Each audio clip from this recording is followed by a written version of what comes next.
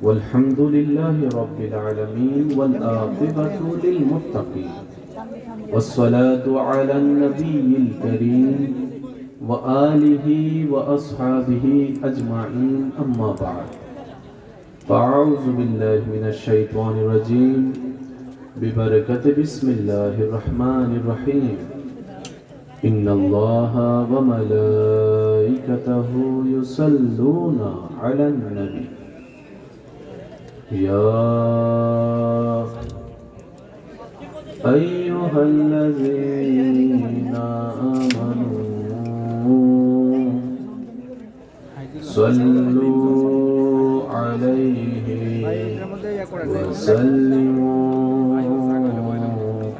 تسليما اللهم صل على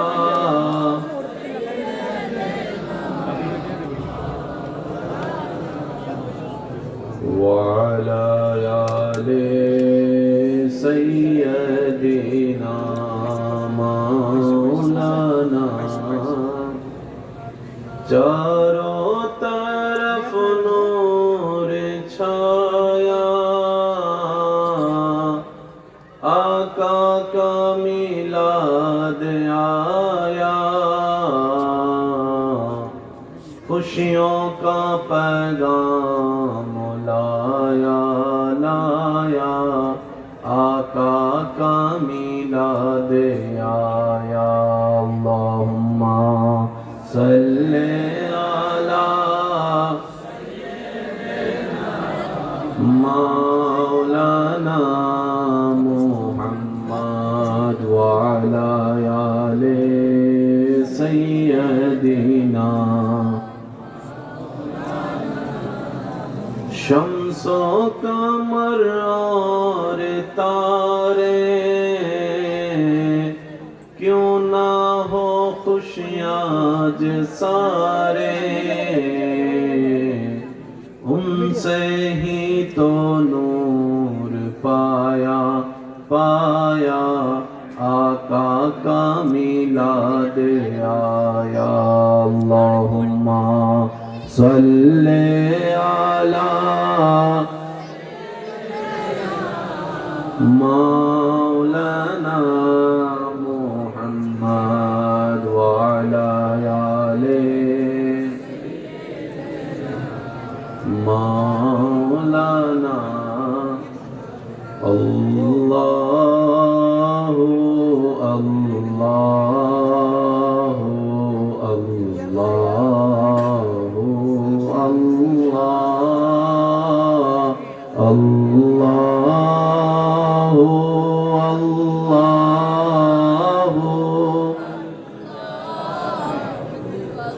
সবাই মিলে আরেকটি ইমানি আওয়াজে আল্লাহু আল্লাহ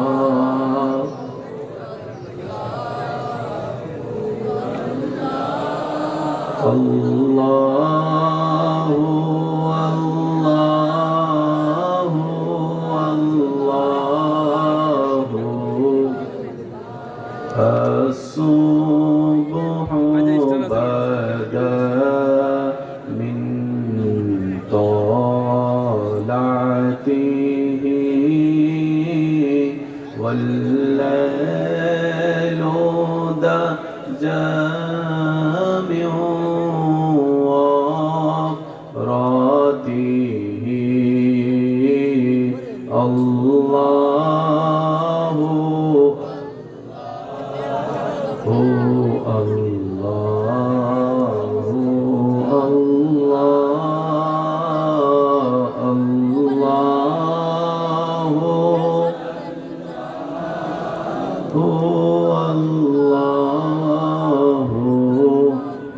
দেখি শেষবারের মতো যার যত শক্তি আছে সবাই মিলে মহব্বতের ইমানি আওয়াজে আল্লাহু আল্লাহু আল্লাহু আল্লাহু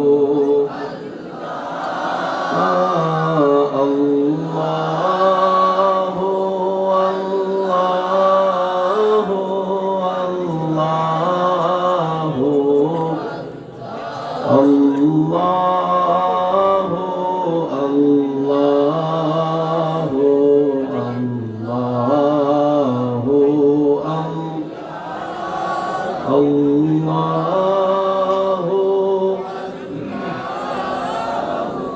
আল্লাহু আল্লাহ। অধ্যকার বাসতলী বাজার জামে মসজিদ প্রবাসী সংগঠন ও গ্রামবাসীর উদ্যোগে মাহফিল ইন্তেজামিয়া কমিটির নিবেদনে আলীতলা ফাজিল মাদ্রাসার মান্যবর ভাইস প্রিন্সিপাল মুজাহিদে মিল্লাত রৌনকে আহলে সুন্নাত রৌনকে মিল্লাত হুজুর আল্লামা মাওলানা মুহাম্মদ শাহ আলম হুজুরের সভাপতিত্বে আজকের এই সজ্জিত আজিমুশান নূরানি ঈমানি মাহফিলের মান্যবর মেহমানে আলা আলীতলা লতিফিয়া দরবার শরীফের মান্যবর পীর সাহেব মুজাহিদে মিল্লাত রৌনকে আহলে সুন্নাত হযরতুল আল্লাম কাজী মুহাম্মদ গোলাম মহিউদ্দিন লতিফি আল কাদেরী মাদ্দা জিল্লুল আলী সাহেব, আজকের মাহফিলের সম্মানিত প্রধান আলোচক আমার স্নেহধন্য ছোট ভাই রৌনকে মিল্লাত রৌনকে আহলে সুন্নাত হযরতুল আল্লাম জনাব মাওলানা সৈয়দ মখদুম শাহ আল মাদানী মাদ্দা জিল্লুল আলী সাহেব, আজকের মাহফিলের সম্মানিত প্রধান বক্তা রৌনকে মিল্লাত রৌনকে আহলে সুন্নাত হযরতুল আল্লাম জনাব মাওলানা হাবিবুর রহমান জিহাদি মাদ্দা জিল্লুল আলী সাহেব, আজকের মাহফিলের সম্মানিত বিশেষ আকর্ষণ রৌনকে মিল্লাত হাফেজ মাওলানা কারি মোহাম্মদ গোলাম রব্বি সাহেব মাদ্দা জিল্লুল আলী সহ আমন্ত্রিত ওয়াদিগার উলামায়ে কেরাম, বিশেষ করে স্কুল কলেজ ভার্সিটি মাদ্রাসার প্রাণপ্রিয় ছাত্র ভাইয়েরা, এলাকার মান্যবর ব্যক্তিবর্গ, মুরব্বিয়ানে নিজাম, হাজিরানে মজলিস, আল্লাহর প্রেমিক, নবীর প্রেমিক, ঈমানদার ভাইয়েরা, আসসালামু আলাইকুম ওয়া রাহমাতুল্লাহি তাআলা ওয়া বারাকাতুহু। মন ভরে একবার বলি আলহামদুলিল্লাহ, আরেকটু প্রেম নিয়ে বলি আলহামদুলিল্লাহ। রব্বুল আলামিন আমাদের সকলের জীবনের গুনাহ মাফ করে দিন। আওয়াজ শুনি নাই, আরো জোরে। আল্লাহ দয়া করে আমাদের সবার মা বাবার গুনাহ মাফ করে দিন।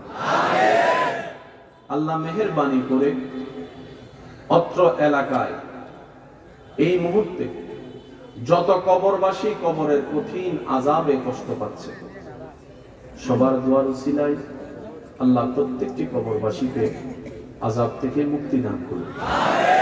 সম্মানিত উপস্থিতি, আপনাদের ভালোবাসার ডাকে সাড়া দিয়ে আল্লাহর রহমতে আমি উপস্থিত হওয়ার চেষ্টা করেছি। আমি আপনাদের কাছে বিনয়ের সাথে, ভালোবাসার সাথে আবদার রাখবো, যেটুকু সময় আল্লাহ তাআলা আমি অধমকে বলার সুযোগ দান করবেন, এই সময়টুকু সবাই একটু মনের কান দিয়ে শোনার চেষ্টা করবেন। বলি সবাই ইনশাআল্লাহ। আশা রাখবো আপনাদের ভালোবাসা এবং দোয়া নিয়ে আপনাদের থেকে বিদায় নিব। এই মাঝখানের সময় আল্লাহ যতক্ষণ তাকরীর আলোচনা করার আমি অধমকে সুযোগ দান করবেন, এই সময়টা যেন হয় আমাদের জীবনের একটা প্রেমের বাগানের সময়। কি বলেন আপনারা? পারবো আমরা একটু চেষ্টা করতে ইনশাআল্লাহ? আর একটু জোরে বলি ইনশাআল্লাহ। অনুরোধ রাখবো প্রত্যেকটা কথা মনের কান দিয়ে শোনার পর নিজের বিবেকের আদালত দিয়ে, নিরপেক্ষ বিবেক বিবেচনা দিয়ে বিচারক হয়ে দেখবেন। সঠিক যদি মন লাগে গ্রহণ করে নেবেন, ভুল যদি মনে হয় বাদ দিয়ে দিবেন, কোনো সমস্যা নেই। তৃতীয় নম্বর অনুরোধ, আমাকে একটু আওয়াজ দিয়ে সহযোগিতা করতে হবে। যারা যারা করতে রাজি আছে একবার বলি মারহাবা। আরেকটু ঈমানি গর্জন দিয়ে বলি মারহাবা। উলামায়ে কেরাম যারা আছেন, বাবা দাদা নানার বয়সী যারা আছেন, ওনাদের দোয়াকে মাথার উপর ছাদ বানিয়ে যুবক ভাইদের শক্তিকে সাথে নিয়ে সামনে এগোনোর চেষ্টা করছি। ওমা তৌফিকে ইল্লা বিল্লাহ। তবে বিশেষ নিবেদন সবার কাছে, প্রত্যেকটা মাহফিলকে এক একটা ইসলামের ক্লাস যেন আমরা মনে করতে পারি। প্রত্যেক দিনের জুমার আলোচনাকে যেন আমরা সাপ্তাহিক ক্লাস মনে করতে পারি। কি বলেন আপনারা? দরকার আছে না নাই?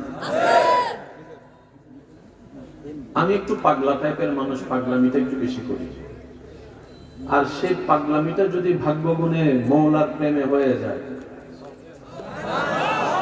একটু জোরে বলি সুবহানাল্লাহ। যতজন এখানে আছেন সবাই মিলে একবার চিৎকার দিয়ে বলেন তো আল্লাহু আকবার। আবার বলেন আল্লাহু আকবার, আবার বলেন আল্লাহু আকবার, আবার বলেন মারহাবা। শরীর যেতে যতটুকু সময় লাগে একটা জায়গা থেকে আরেকটা জায়গায়, শরীরের বাহনের স্পিডের চাইতে বড় স্পিড হচ্ছে মনের স্পিড। আপনি এখান থেকে কক্সবাজার যেতেও যদি আপনার গাড়িতে 6-7 ঘন্টা সময় লেগে যায়, হেলিকপ্টারে লাগবে সময়টা আরেকটু, যদি বিমানে যান সময় লাগবে আরেকটু, যদি রকেটে যান সময় লাগবে আরেকটু। হয়তো আপনি রকেটে গেলে 2 মিনিটে পৌঁছায় যাবেন। এই রকেটের চাইতেও স্পিড পাওয়ারফুল একটা জিনিস আল্লাহ তাআলা প্রত্যেকটা মানুষের ভিতরে দান করেছেন, সেটা হচ্ছে যে মনের পাওয়ার। সুবহানাল্লাহ জোরে বলি। আপনি এখন কক্সবাজারের নামটা শুনে একটু কল্পনা করেন, দেখবেন আপনার কল্পনা পৌঁছায় গিয়েছে। বলেন না ভাই কোথায়?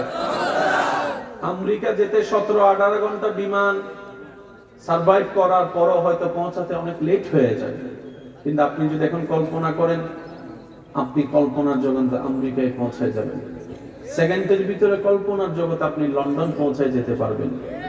এই শক্তিটা আল্লাহ তাআলা শুধু সৃষ্টি জগতে মানব জাতির ভিতরে দান করেছেন, মানব জাতির ভিতরে দান করেছেন।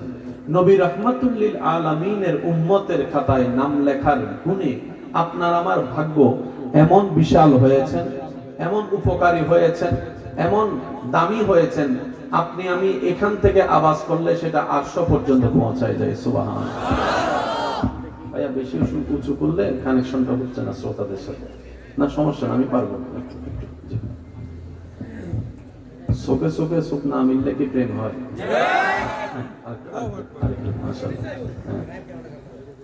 যদি চোখ থাকে অন্যদিকে, মন থাকে অন্যদিকে, সারাদিন আই লাভ ইউ বললেও জোরে কয় না, আরো জোরে কয় না। চোখ বড় মারাত্মক জিনিস। চোখে চোখ যদি মনের ভালোবাসা নিয়ে তাকানো যায়, ওই চোখের নজরটা মানুষের দিল পর্যন্ত লেগে যায়। কথা বলেন ঠিক কিনা? মনোযোগ ইমানদার ভাইয়েরা, নবীর উম্মত হওয়ার কারণে আপনার আমার ভাগ্যে আল্লাহ তাআলা এমন এমন কিছু অপরচুনিটি, সুযোগ, নিয়ামত দান করেছেন যা ইতিপূর্বে কোন নবীর উম্মতের ভাগ্যে জুটে নাই, শুধু আমাদের ভাগ্যে জুটেছেন। সুবহানাল্লাহ। হয় না? আরো জোরে বলি সুবহানাল্লাহ। আমি আজকে আস্তে আস্তে বলার চেষ্টা করব, আপনারা জোরে জোরে রিপ্লাই দেওয়ার চেষ্টা করবেন। পারবো ইনশাআল্লাহ? এবার আসেন, শরীরের আগে পৌঁছে যায় হেলিকপ্টার, হেলিকপ্টারের আগে পৌঁছে যায় বিমান, বিমানের আগে পৌঁছে যায় রকেট, রকেটের আগে পৌঁছে যায় প্রত্যেকটা গাড়িতে তেল খরচ হয়।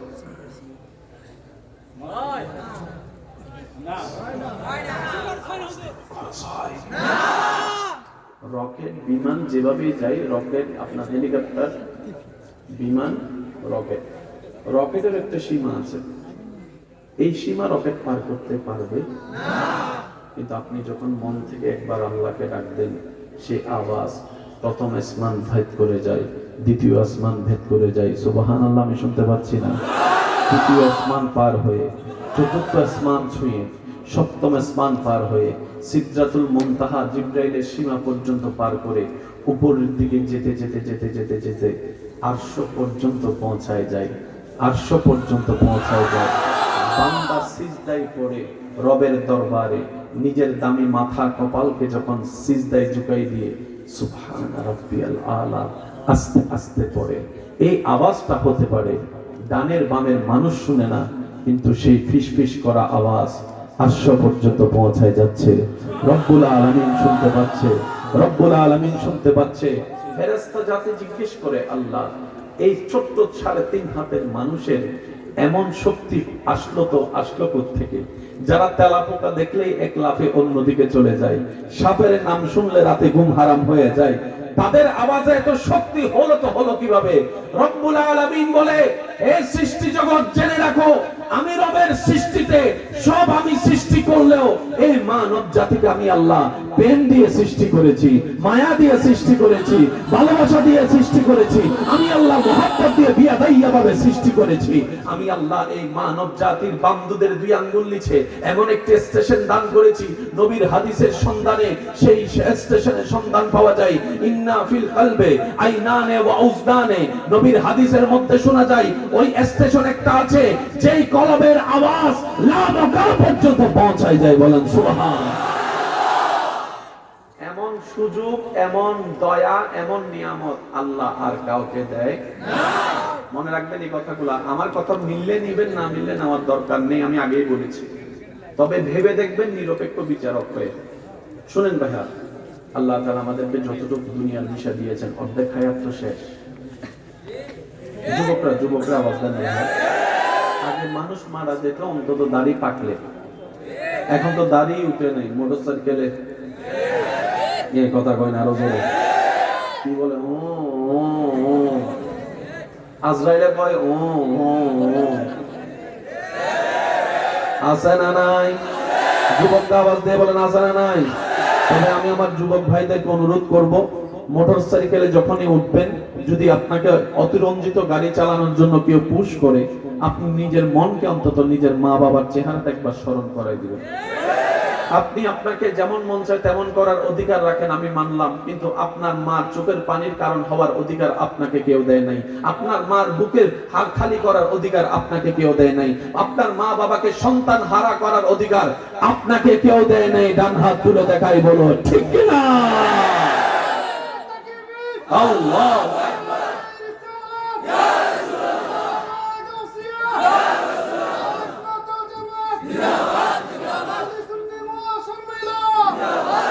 যুবকরা এই কথায় সবাই একমত আছেন তো ইনশাআল্লাহ? মোটরসাইকেল নিয়ে বেশি পারাপারি, দৌড়াদৌড়ি, লাফালাফি করা যাবে। আল্লাহ আমাদের সবাইকে একটু ধৈর্য ধারণ করার তৌফিক দান করুন। ইমানদার ভাই, কথা একটু মনোযোগ দিবেন। পৃথিবীর সবচেয়ে বড় কষ্ট হচ্ছে মৃত্যু।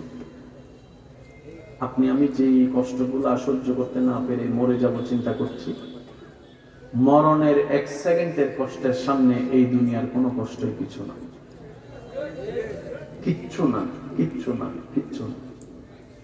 মরণ যন্ত্রণা যখন শুরু হবে, আপনাদের কখনো হয়েছে কিনা বলে একটু বলবেন। অনেক সময় অসতর্কতা বশত হাতের কোনো যদি কোথাও বাড়ি খায়, মনে হয় যেন রক্ত ছিঁড়ে গেছে।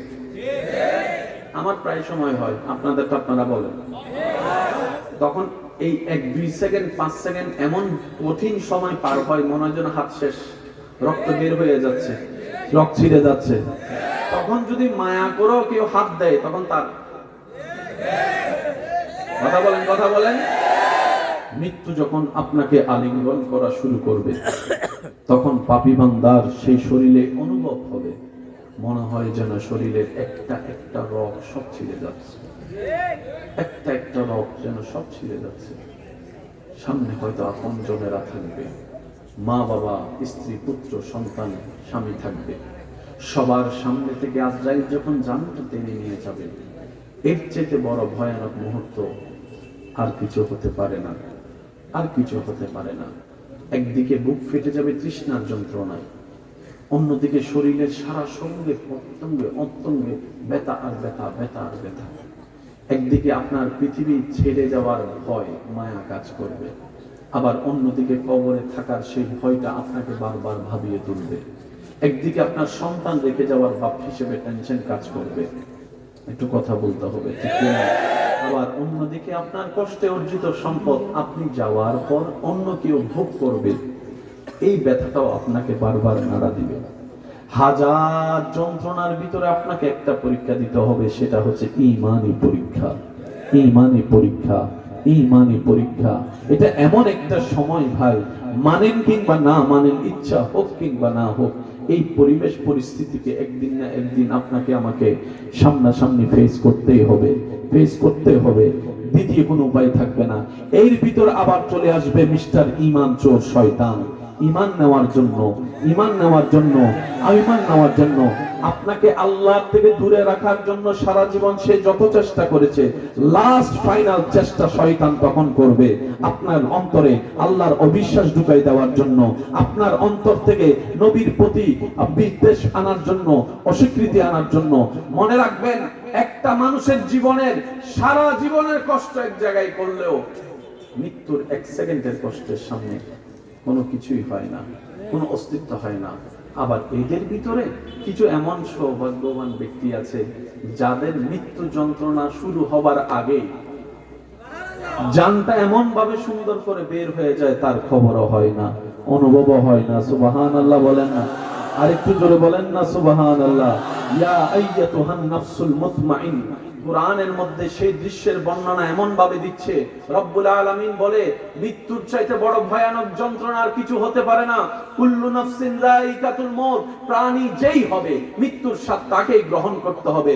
তবে হ্যাঁ, জেনে রাখো, মনে রাখো আমার বান্দারা, এই বান্দাদের ভিতরে যারা সারাটা জীবন আমি রবকে খুশি করে চলতে পারবে, নবী মুস্তাফার সুন্নতকে সাথে নিয়ে চলতে পারবে, তাদের মৃত্যুর যন্ত্রণার সময় আমি আল্লাহ এমন ভাবে রহমত নাযিল করব, শরীর থেকে জান বের হয়ে যাবে, খবর হবে না, চোখ খুলে দেখবে জান্নাতের বাগানের মধ্যে বসে আছে। সুবহান আল্লাহ আমাদেরকে এরকম একটা মৃত্যু দান করুন। আমি প্রায় সময় বলি, আজকেও বলি, আমার ভাইরা, যুবক যুবক একটু মনোযোগ। মরণ তো সবারই আছে, কোনো না কোনো ভাবে তো মরণ। আল্লাহ আমাদেরকে তুমি বেইজ্জতের মরণ দিও না। ভাইয়া ভাইয়া ভাইয়া ভাইয়া প্লিজ। আল্লাহর কাছে সবসময় ফরিয়াদ করবেন, আল্লাহ আমাদেরকে তুমি বেইজ্জতের মরণ দিও না। আমরা মারা গেলে আমাদের চেহারাটা যেন ভয়ানক না হয়। অনেক মানুষ তো এমন ভাবে মারা যায়, অ্যাক্সিডেন্টে চেহারা দেখার পরিবেশ। আল্লাহর কাছে সবসময় দোয়া করবেন, আল্লাহ মৃত্যু তো একদিন আছে, মরতে তো হবে, দ্বিতীয় কোনো অপশন নাই। আল্লাহ আমাদের মৃত্যুটা তুমি এমন অবস্থায় দিও, অজু অবস্থায় যেন আমরা থাকতে পারি। তোমার দরবারে নামাজে দাঁড়িয়ে যখন রুকু শেষ করে সিজদায় চলে যাব, আল্লাহ আমার কপালটা তোমার শাহী দরবারে থাকবে। আল্লাহ আমার হাত দুইটা তোমার দরবারে সারেন্ডার অবস্থায় থাকবে। আল্লাহ আমার নাকটা তোমার রহমতের দরবারে ঝুঁকানো অবস্থায় থাকবে। আমার হাঁটু দুইটা ভাঙ্গা অবস্থায় থাকবে, কোমরটা ভেঙে যাওয়া অবস্থায় থাকবে। আল্লাহ আমার পুরা শরীরটা তোমার দরবারে সিজদা অবস্থায় থাকবে, আর জবানে তোমার প্রশংসা থাকবে। সুবহান রাব্বিয়াল আলা, সুবহান রাব্বিয়াল আলা, সুবহান রাব্বিয়াল আলা। আল্লাহ আমাদের মৃত্যুটা এমন ভাবে দিও যেন কপালটা সিজদায় থাকে, জবানে তোমার প্রশংসা থাকে। জানটা যদি বের হয়ে যায় ওই মুহূর্তে, এর চাইতে বড় সৌভাগ্য আমাদের জন্য আর কিছু হতে পারে নারে তাকবীর, নারে রিসালাত, নারে গাউসিয়া, আহলে সুন্নাত ওয়াল জামাত, সৈয়দ আল্লামা মুকাররম বারী সাহেব। আল্লাহ গো আল্লাহ, ক্ষমা করে দাও, মাফ করে দাও। সবাই একই আওয়াজে, প্রেমের আওয়াজে আল্লাহ ও গো আল্লাহ, ক্ষমা করে দাও। জীবন মোদের যতদিন থাকিবে, সুপথে চালাও, মাফ করে দাও। আল্লাহ ও গো আল্লাহ, ক্ষমা করে দাও, মাফ। সবাই একবার বলেন আমিন। এই দোয়াটা করার দরকার আছে না? আমি অনুরোধ করব, যখনই দোয়া করবেন আল্লাহর কাছে, সব দোয়ার ভিতরে এই দোয়াটা করবেন। আমি ইনশাআল্লাহ শুনি নাই, পিছনের ভাইরা সহ একই আওয়াজে বলেন ইনশাআল্লাহ। সত্যি করে বলেন, আপনার মৃত্যুটা যদি সিজদা অবস্থায় হয়, এর চাইতে বড় দামি এবার রাসূলের হাদিস বলে, শেষ ভালো যার, শেষ ভালো যার। পিছনের ভাইরা বলেন, শেষ ভালো যার। এমনও হতে পারে আপনার সেই সিজদার মৃত্যু হওয়ার কারণে ফেরেশতা যখন আপনার গুনার খাতা টান দিবে, রব্বুল আলামিন বলবে, আমার বান্দার গুনার খাতাটা অন্যদিকে নিয়ে যাও, অন্যদিকে নিয়ে যাও, অন্যদিকে নিয়ে যাও। তার শেষটা আমার পছন্দ হয়েছে, তার সিজদা করা আমার পছন্দ হয়েছে, তার রুকু করা আমার পছন্দ হয়েছে, তার তাসবিহ পড়া আমার পছন্দ হয়েছে। আমি আল্লাহ আমার বান্দার জীবনের শেষ সিজদাটা কবুল করে তার সারা জীবনের গুনাহকে মাফ করে দিলাম নবী মুস্তাফার উম্মত হওয়ার খাতিরে। চিৎকার দিয়ে বলেন সুবহানাল্লাহ। এবার আওয়াজ দিয়ে বলেন, আল্লাহ চাইলে পারে কি পারে না? জাহান্নামীকে জান্নাতি সেকেন্ডের আগে আল্লাহ চাইলে দিতে পারে কি পারে না? আমরা সেই রব্বুল আলামিনের বান্দা। মনটা সবসময় বড় রাখবেন আল্লাহর ব্যাপারে, ইচ্ছামি করেন না। একজন আল্লাহ ওয়ালাকে জিজ্ঞেস করা হয়েছিল, ভাই আল্লাহ কেমন, আপনার আল্লাহ কেমন? উনি উত্তর দিয়েছে, তুমি আল্লাহকে যেমন মনে করবে আল্লাহ তেমন। আচ্ছা, না বুঝে একবার কোন সুবহানাল্লাহ বুঝাই দিতেছে। নবী বলে, তুমি আল্লাহকে যদি দয়াবান মনে করো, আল্লাহ তোমার জন্য দয়াবান। সুবহানাল্লাহ বলেন না? আল্লাহর প্রতি যার বিশ্বাস যেমন, আল্লাহ তাকে দয়া করো তেমন।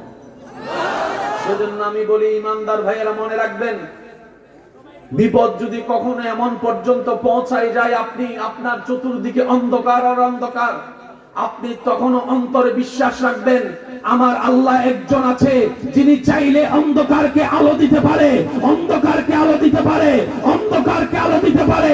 আমার একজন আল্লাহ আছে যিনি আমার বন্ধু বান্ধব যে গর্তে আমাকে ফেলেছে, ওই গর্ত থেকে আমার আল্লাহ তুলতে পারে, তুলতে পারে আমার আল্লাহ। ওই আল্লাহ আমাকে রিজিকের ব্যবস্থা করে দিতে পারে, হায়াতের ব্যবস্থা করে দিতে পারে, সন্তানের ব্যবস্থা আমার আল্লাহ করে দিতে পারে, আমার ব্যবসার ব্যবস্থা আমার আল্লাহ করে দিতে পারে, আমার চাকরির ব্যবস্থা আমার আল্লাহ করে দিতে পারে, আমার অশান্তি শান্তি সংসারে শান্তির ব্যবস্থা আমার আল্লাহ করে দিতে পারে। কথা বলেন ঠিক কিনা? আল্লাহ চাইলে, বলেন আল্লাহ চাইলে। আল্লাহ কখন দিবে? মনে রাখবেন, যখন আপনি এই বিশ্বাস অটল থাকবেন, আমার আল্লাহ দিতে পারে এবং দিবে। ভাইয়া কি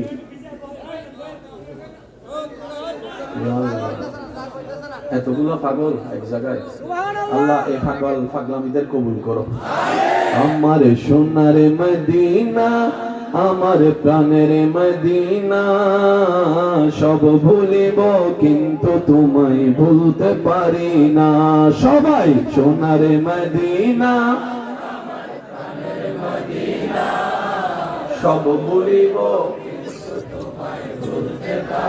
ভুলিনি ভুলবো না, ভুলতে পারি না, ভুলিনি ভুলবো না, ভুলতে পারি না, সব ভুলিব। উচ্চ আওয়াজ একবার বলেন মারহাবা। এতটুকু কথা মনে থাকবে ভাইয়া, যে যেমনি আছেন কিছু করার নাই, আর কিছু করার নাই, আলহামদুলিল্লাহ। যে বসছেন বসে থাকেন, যে দাঁড়িয়ে আছেন দাঁড়িয়ে থাকেন ইনশাআল্লাহ। তবে মনে রাখবেন, সবাই তো প্রেমের বাগানেই আছে। আওয়াজটা আর একটু বড় করে দেন না, ঠিক কিনা? তবে পকেট সাবধান। কিছু মানুষ আপনার হাত না ভাইয়া পকেটের লগে আজানা আজানা, যেখানে ভালো আছে সেখানে খারাপও, ভালো ভালোর জায়গায়, খারাপ খারাপের জায়গায়। খারাপের কারণে কোন জায়গাকে, মাহফিলকে, মসজিদকে বদনাম করার কোন সুযোগ। যার যার আমল, বলে না যার যার আমল। সবাই আমাকে নীরবতা দিয়ে একটু সহযোগিতা করেন, বাস এতটুকু চাই আপনাদের কাছে, একটু নীরবতা।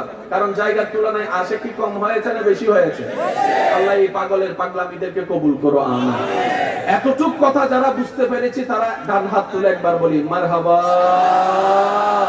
এবার আসেন, জীবনে যাই হোক মনে একটা কথা রাখবেন, কি আছে? বলেন, আবার আমার মুখে মুখে বলেন আছে।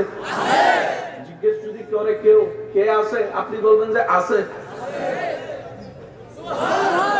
আবার বন্ধু জিজ্ঞেস করলো এই বিপদকালে তোর তো কেউ নাই, আছে কেমনে বললি? তখন আপনি বলবেন যে আমাকে মায়ের পেটে খেয়াল রেখেছিল, তিনি আছে আমার সাথে। যিনি আমাকে রূহ জগৎ থেকে আমার বাবার পিঠে এনেছিল, তিনি আছে আমার সাথে। যিনি আমাকে মায়ের পেটের পানির ভিতরে নিঃশ্বাস নেওয়ার ব্যবস্থা করে দিয়েছিল, তিনি আছে। যিনি আমাকে দেখার দুইটা চোখ দিয়েছেন, তিনি আছে। যিনি আমার নিঃশ্বাসের প্রত্যেকটা সেকেন্ড হার্টের খবর রাখে, তিনি আমার সাথে আছে। তিনি আমার আছে, তিনি আমার আছে। সুবহানাল্লাহ বলতে থাকি না, তিনি আমার আছে। এবার আপনি যখন আপনার বিপদকালে সর্বদাই নবীর প্রেম নিয়ে এই কথাটা বলতে পারবেন, একজন আছে, আপনার দায়িত্ব শেষ। ভাই একটু বুঝে বুঝে বলেন না সুবহানাল্লাহ। আপনার আমার দায়িত্ব। এবার দায়িত্ব হচ্ছে যার নাম আপনি বলেছেন, ওনার দায়িত্ব। আপনার আমার দায়িত্ব কি? বিপদে আপদে কষ্ট মুসিবতে শুধু এতটুকু বলা আছে, দিবে, দেখে, শুনে, দিবে, আছে আছে আছে। আমি বেওয়ারিশ নই, আমার একজন মালিক আছে। এবার আপনি এক সপ্তাহ, এক মাস, এক বছর, 2 বছর এটার উপর ছিলেন, আছে আছে আছে। যেদিন আপনার আছে বলাটা ওনার পছন্দ হয়ে যাবে, বুঝে বুঝে কোন, বুঝে বুঝে কোন, বুঝে বুঝে কোন, যতদিন ওনার পছন্দ না হয় ততদিন আপনাকে বলতে হবে আছে। শুনি নাই, কি বলবেন? আবার বলেন, আবার বলেন। 2 বছর শেষ, আবার বলেন। 5 বছর শেষ, আবার বলেন। 15 বছর শেষ, আবার বলেন। এবার আল্লাহ পাক বলবে যে ভাইয়া ভাইয়া ভাইয়া প্লিজ, ভাইয়া please please, I love you, I love you too. 3, 4, 5, 6, 7 একবার বলি মারহাবা। 15 বছর শেষ, বলেন না 15 বছর। এবার আল্লাহ তাআলা বলবে ফেরেশতা, এই 15 বছর ধরে আমার বান্দা আশা আছে বলতেছে, কি বলে রে? ফেরেশতা বলবে আল্লাহ, তাকে তার বাচ্চা জালাল যখন কষ্ট দিয়েছে, জায়গা থেকে বের করে দিয়েছে, তখন সে তোমার দিকে তাকাই অপেক্ষা ছিল, তুমি কখন হুকুম দিবা, কখন আদেশ দিবা, কখন বিচার করবা, কখন রায় দিবা, কখন তার পক্ষে কথা বলবা। সে এই আশায় বসেছিল, আমার একজন মালিক আছে। বলেন না, আমার একজন মালিক আছে। তার বন্ধুরা যখন তাকে ব্যবসার ফাঁদে ফেলে তার টাকাটা মেরে খেয়েছে, তাকে লসের মধ্যে ফেলে দিয়েছে, সে নিরাশ না হয়ে সুইসাইড না করে তোমার অপেক্ষায় বসেছিল। যখন ভিসা দিবে বলে 1 নাম্বার ভিসা বলে বিদেশের 2 নাম্বার ভিসা দিয়ে তার সাথে প্রতারণা করেছে, সে সবকিছু জায়গা বিক্রি করে ওই ভিসার টাকাটা দিয়েছিল আল্লাহ। তখন সে নিরাশ হয় নাই, সে বলে যে আমার একজন আছে, আমার একজন আছে, আমার একজন আছে। আমি বেওয়ারিশ নই, আমার একজন মালিক আছে, আমার একজন সৃষ্টিকর্তা আছে, আমার একজন রিজিক দাতা আছে, আমার একজন খালিক আছে। রব্বুল আলামিন বলবে আমার বান্দা এত বছর আমার অপেক্ষায় বসেছিল, এত বছর আমার অপেক্ষায় বসেছিল, এত বছর আমার হুকুমের অপেক্ষায় বসেছিল। এবার সূরা তালাকের 2 নম্বর আয়াতের শেষের অংশ আপনার জন্য চলে আসবে।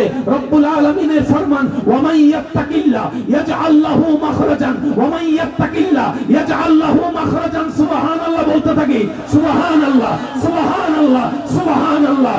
সূরা তালাকের শেষের অংশ আপনার জন্য চলে আসবে, ওয়া মান ইয়াত্তাকিল্লাহ ইয়াজআল লাহু মাখরাজান।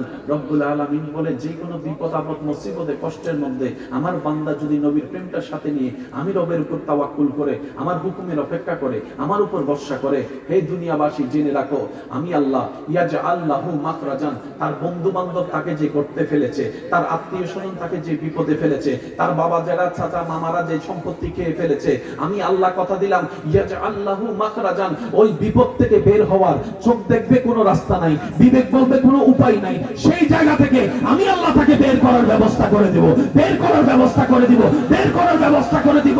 শুধু তাই নয়, ওয়ায়ারযুকুহু মিন হাইসু লা ইয়াহতাসিব। এমন এমন জায়গা থেকে আমি রাজ্জাক আমার বান্দাকে রিজিকের ব্যবস্থা করে দিব। সে শুধু পাইতে থাকবে আর অবাক হতেই থাকবে, অবাক হতেই থাকবে, অবাক হতেই থাকবে। আমি আল্লাহ দিতে থাকবো, আমার বান্দা নিতে থাকবে। বলেন সুবহানাল্লাহ।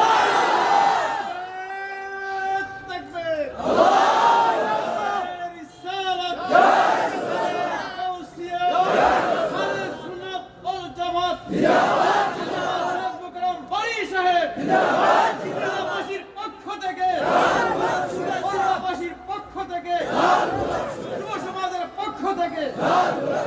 আমার বাইরে উত্তর দিবেন আছে? সবার উত্তর আছে? দেখে দেখে শুনে, তার মানে চাচা জায়গায় খাইতে দেন চাচারে।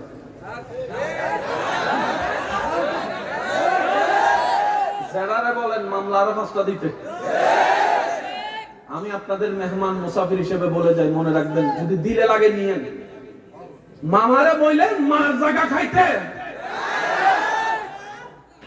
বন্ধুরে বলেন 1 লাখ টাকা মাইরা খাইছে না। অভাবের কারণে, গরিব হওয়ার কারণে যে আত্মীয়রা আপনাকে অবহেলা করেছে, 2টা গালি দিয়েছে, বড় কথা বলেছে, শুনেছেন? শুনে তাহলে দিতে দেন। বলে না দূরে দূরে। আপনাকে কেউ গালি দিলে আপনার রব শুনে তো দিতে দেন। আপনার উপর অত্যাচার করলে আপনার রব দেখে, তাহলে করতে দেন। আর রব কখনো গালিদাতার পক্ষে থাকে না, অত্যাচারের পক্ষে থাকে না, মজলুমের পক্ষে থাকে। আপনার ছেলেকে বলেন আপনাকে আরো অত্যাচার করতে, দেখবেন সে জালিম হবে, আপনি মজলুম হবেন, আপনার রব আপনার পক্ষে দাঁড়িয়ে যাবে। যেদিনেই আপনার রব আপনার পক্ষে দাঁড়িয়ে যাবে, ইজ্জত আপনার জন্য, সম্মান আপনার জন্য, টাকা আপনার জন্য, শান্তি আপনার জন্য, জান্নাত আপনার জন্য হয়ে যাবে। 2 হাত তুলে তাকাই বলো ঠিক না? আল্লাহু আকবার। উচ্চ আওয়াজ একবার বলি মারহাবা। যে 2জন যুবক আমাকে, 3-4 জন যুবক আমাকে ভালোবাসেন, আবদার করে একটা কথা বলতে চাই, অনুমতি আছে? বলেন অনুমতি আছে?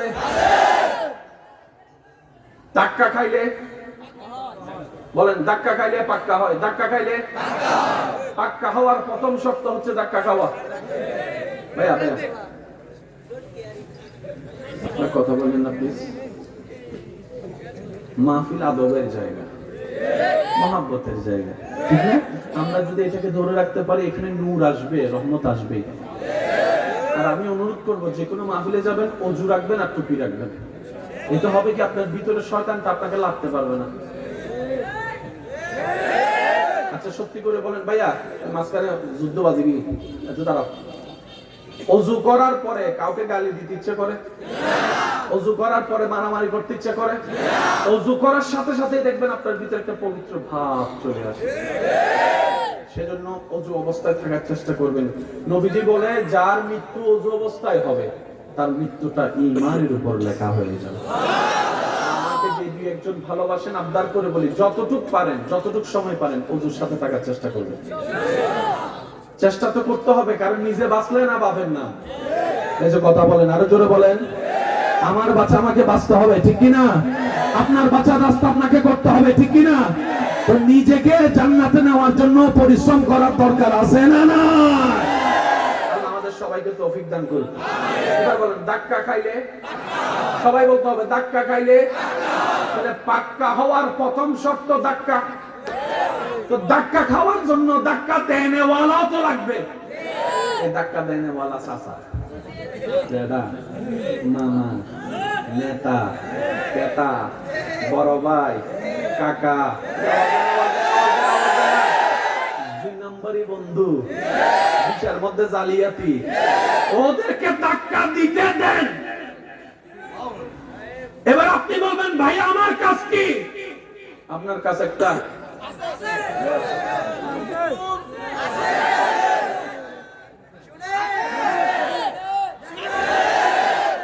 ওনার হুকুম আসা পর্যন্ত আপনার,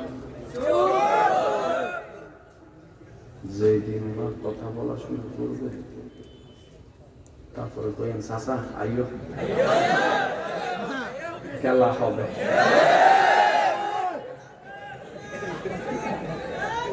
জয় কাকে বলে জানেন? খালি ফিল্ডে বল দিয়ে জয় করে লাভ কি জয়? যখন বিরোধী দল হবে আর্জেন্টিনা ব্রাজিলের মতো খেলবে, একটা গোল দিলে মনে হবে যেন আপনি বিশ্বকাপ জয় হয়েছে। কেউ বিশ্বকাপ পেয়ে খুশি হয়, কেউ ব্রাজিল আর্জেন্টিনার মতো দলকে হারাইয়া খুশি হয়। তারা যদি কয় বিশ্বকাপ তো তুই ফার্স্ট নাই, কয় ভাল লাগতো না, 2টা বড় দলের একটা হইলো গোল দিছি বেটা, এর চেয়ে বড় হওয়া কি হইতে পারে? কথা বলেন ঠিক কিনা? ধাক্কা দিলে না আপনি সহ্য করবেন, তো ধাক্কা দেওয়ার আগে যদি আপনি কোন আয় মাঠে চল খেলা হইব, জিতা যাবে? বলেন না জিতা যাবে? আমি সবার মুখে শুনতে চাই জিতা যাবে। দ্বিতীয় একটা কথা এখানে মনে পড়ছে, নোট করে রাখবেন, বলে যাচ্ছি। আমাদের মা বাবাদের, বর্তমান যারা মা বাবারা আছেন, যদি আমার কথা শুনে থাকেন, আমি আপনাদের ছোট ভাইয়ের একটা আবদার মনে রাখি। আমরা কিন্তু বাচ্চাদেরকে এখন একটা পড়ালেখার প্রতিযোগিতায় লাগাই দিছি। রোল নম্বর 1 হতেই হবে, রোল নম্বর 1 হতেই হবে। কি ব্যাপার, রোল নম্বর 1 আছে কি? জিনিসটা কি রোল নম্বর 1টা কি? আমি বললাম সে ক্লাস 9 পর্যন্ত রোল নম্বর 1 ছিল, মানলাম। এসএসসি তে গোল্ডেন এ প্লাস পাইছে, মানলাম। ইন্টারে গোল্ডেন একদম টপ এ প্লাস পাইছে, মানলাম। ইন্টারের পরে যাইয়া মাথা আউট হয়ে গেছে, লাভ কি?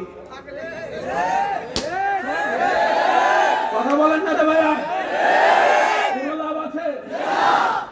নাম্বার নেওয়ার দরকার নাই, জ্ঞান নেন, জ্ঞান জ্ঞান। আমি কি বুঝাতে পারছি কথা? এবার আসেন, সবাই পরীক্ষা দিলে কি পাইতে চায়? স্কেল ফেট করে না তো? হ্যাঁ, এই এফএলএসের লগে যদি এক তোলা স্বর্ণ থাকতো তাহলে মনে একটু বুঝতে পারলে গোল্ডেন এফএলএসটা জিনিসটা সুন্দর হতো। এবার আস্তে করে বলবো, বুঝলে আওয়াজ দিন, না বুঝলে আওয়াজ দেওয়ার দরকার নেই। বর্তমানে অনেক বড় বড় গোল্ডেন এ প্লাস পাওয়ালা ব্যক্তি এমন কোম্পানির বসের আন্ডারে চাকরি করে, যে বসগুলা জীবনে 9 ক্লাসও পাস করে নাই, 10 ক্লাসও পাস করে নাই, এ প্লাসও পায় নাই।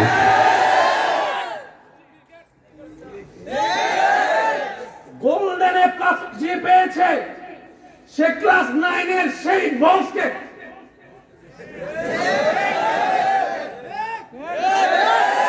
জোরে জোরে জোরে। এবার আমাদের বুঝান গোল্ডেন এ প্লাসের দাম কত? এই চিন্তা থেকে আমাদেরকে সবাইকে বের হতে হবে, কথা বলেন ঠিক কিনা? ছোট ছোট বাচ্চারা নার্সারিতে যখন যায়, আপনাদের এখানে দেখলে যদি দেখবেন, ছোট ছোট বাচ্চারা সকালে যখন নার্সারিতে যায়, ব্যাগের বারে যে সাবজেক্ট আপনি আমি ক্লাস 6 7 ও পড়ি নাই, ক্লাস 1 2 বাচ্চাকে সেই সাবজেক্টগুলো দেওয়া হচ্ছে। বাচ্চাদের পড়ারও দরকার, খেলারও দরকার, আছে না নাই? এখন দেখা যায় স্কুলের টাইম শেষ হওয়ার পরে ঘরে আসার পরে খাওয়া দাওয়া করে 10টা মিনিট ঘুমাইতে দেয় না, আরেকজন টিচার চলে আসে। আসরের পরে খেলার টাইমে আরেকজন টিচার লাগাই দেয়, মাগরিবের পরে টিচার আরেকজন লাগাই দেয়। সারাটা দিন পড়তে পড়তে ছেলে চলে যায়, বাচ্চাটা খেলা করার সময় পেবে তো পাবে কোথায়? তো সে ছেলে, সে বাচ্চা মোবাইল না দিবে আর কে জিতবে? কিছু কথা বলে না, কষ্ট নিয়ে না আমার কথাই। শহরের বাচ্চাদের চাইতে গ্রামের বাচ্চারা বেশি, কেন জানেন? তারা ছোটবেলা থেকে মাটিতে পড়ে, গাছ থেকে পড়ে, থেকে পড়ে। আর শহরের গুলা যারা আছে দেখবেন কোথাও বাইরে হইতে পারে, আমার ভাই ফার্মের আওয়াজ দিয়ে বলেন ঠিক কিনা? এবার ফার্মের মুরগির রান্নার ঝোল কি রকম, দেশি মুরগির ঝোল কি রকম, এটা আপনি নিজে বুঝেন। ফার্মের মুরগি ধরার আগে আর দেশি মুরগিটা। অনেকে গ্রামের মানুষকে হেয় করে, শহরের মানুষ নিজেকে দাবি করে। আমি বলি ভাই, শ্রদ্ধার সাথে আপনার পূর্বপুরুষকে দেখেন, হয়তো বাবা না হয় দাদা কোনো না কোনো গ্রাম থেকে শহরে গিয়েছিল। শহর থেকে গ্রাম হয় নাই, গ্রাম থেকে শহর। এবার বলেন, শহর সিনিয়র না গ্রাম সিনিয়র? যারা শহরে থাকে 20-30 বছর, শেষ পর্যন্ত একটু প্রাণ ভরে নিঃশ্বাস নেওয়ার জন্য বছর 1-2 হলো গ্রামে আসে। সেজন্য গ্রামকে কখনো আন্ডারএস্টিমেট করা যাবে না। আমার মা বাবা যারা আছেন, ভাই বোনেরা আছেন, একটু মনোযোগ দিয়ে শুনবেন। আপনার বাচ্চাদেরকে রোবট বানায়েন না, মানুষ বানান। তাদেরকে একটু ধাক্কা খাইতে দেন, একটু মাটিতে পড়তে দেন, একটু তাদেরকে খেলা করার সুযোগ দেন, একটু কথা বলতে হবে ভাইয়া, ঠিক কিনা? হ্যাঁ, সৎসঙ্গটাও আপনি বাছাই করে দিবেন, অসৎসঙ্গ কিনা সেটাও আপনাকে একটু নজরদারি রাখতে হবে, কারণ আপনি মা, আপনি বাবা, আপনি অভিভাবক, কথা বলেন ঠিক কিনা? আমাদের সবাইকে একটু বুঝার তৌফিক দান করুন। এবার বলেন, আমার একজন, হবে না, আমার একজন, আমাদের একজন, সেই তিনি, বলেন সেই তিনি অন্য নবীর উম্মত, ওনার বান্দা ছিল। কিন্তু উনি ওদের জন্য যতটুকু দয়াবান ছিলেন না, আমাদের জন্য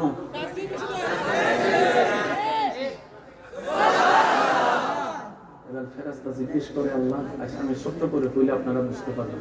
ভাইয়া মনোযোগ আছে সবার? সাজা হয় অপরাধের কারণে।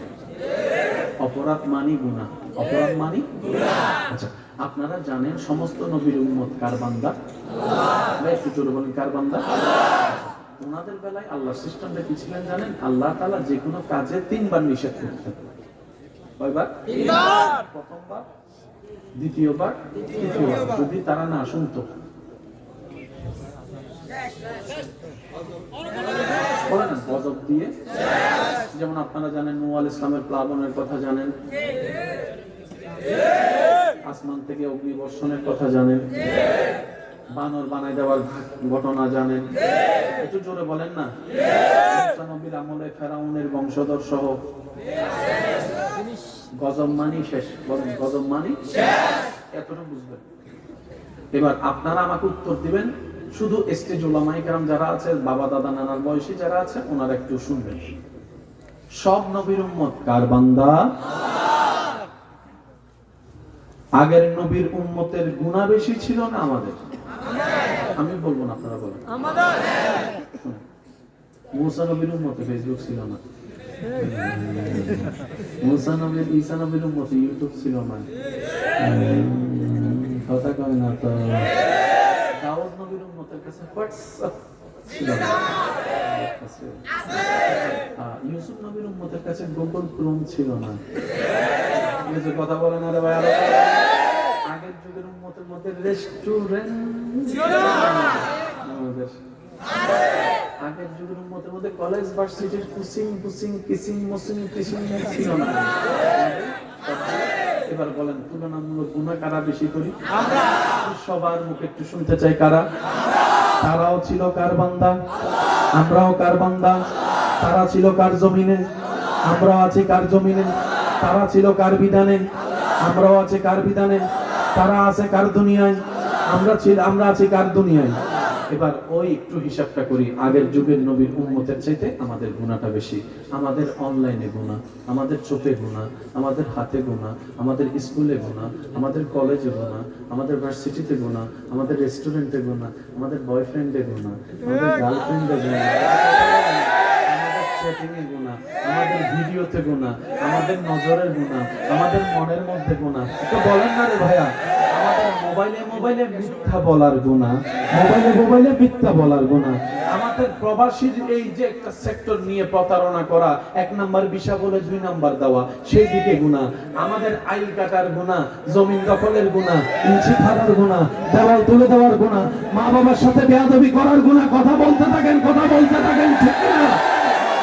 টিজিং করার গুনাহ, আমাদের পরকিয়া করার গুনাহ, আমাদের বড়র সাথে বেয়াদবি করার গুনাহ, আমাদের ছোটদের জায়গা জমিন দখল করার গুনাহ। আমাদের গুনাহ তাদের চাইতে 1000 গুণ বেশি। তারা এক সপ্তাহ মিলে যেই গুনাহ করত, আপনি আমি 1 মিনিটে তার চাইতে বেশি গুনাহ করি। কথা বলেন ঠিক কি না? তখন এই জমিন ছিল, এখনো যে জমিনটা আছে, তখনও সেই সূর্য ছিল, এখনো যে সূর্যটা আছে, তখনও সেই চন্দ্র দেখেছে, এখনো যে চন্দ্র আলোকিত করছে, তখনও জিব্রাইল ছিল, এখনো জিব্রাইল আছে। আমি সবার মনোযোগ চাচ্ছি, আমার নবীর উম্মত যারা আছেন, নবী রাহমাতুল লিল আলামিনের উম্মত, সবার একটু মনোযোগ চাচ্ছি। এবার আসমান বলে, জমিন বলে, আল্লাহ তোমার জমিনে তোমার বান্দারা তোমার আদেশ অমান্য করে গুনার পর গুনাহ করে যাচ্ছে। সকালে গুনাহ, দুপুরে গুনাহ, বিকেলে গুনাহ, রাতে গুনাহ, সন্ধ্যায় গুনাহ, ঘরে গুনাহ, বাহিরে গুনাহ, কলেজে গুনাহ, ভার্সিটিতে গুনাহ, এখানে গুনাহ, সেখানে গুনাহ। আল্লাহ তারা গুনায় ভরপুর। এমন কি রাতে যখন ঘুমাইতে যায়,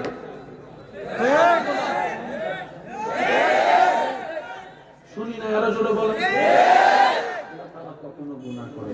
আল্লাহ তারা যে এত গুনাহ করে, তুমি আযাব দিবে না। মাটি বলে আল্লাহ আযাব দিয়ে ধ্বংস করে দাও, জমিন বলে আযাব দিয়ে ধ্বংস করে দাও, সূর্য বলে আযাব দিয়ে ধ্বংস করে দাও। একটু আওয়াজ দিতে হবে, চন্দ্র বলে আযাব দিয়ে ধ্বংস করে দাও। সমস্ত সৃষ্টি বলে আল্লাহ তারা গুনাহ বেশি করে, আযাব দিয়ে। এই যে ভাইয়া প্লিজ, এই যে আযাব দিয়ে ধ্বংস, রব বলে না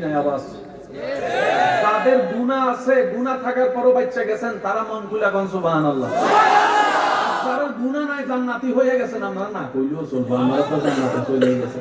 আমার নাম গুনাহগার যারা যারা আছেন তারা একবার কোন সুবহানাল্লাহ। এবার বলেন, একজনের গুনাহ আরেকজনে জানে, দেখে, বুঝে?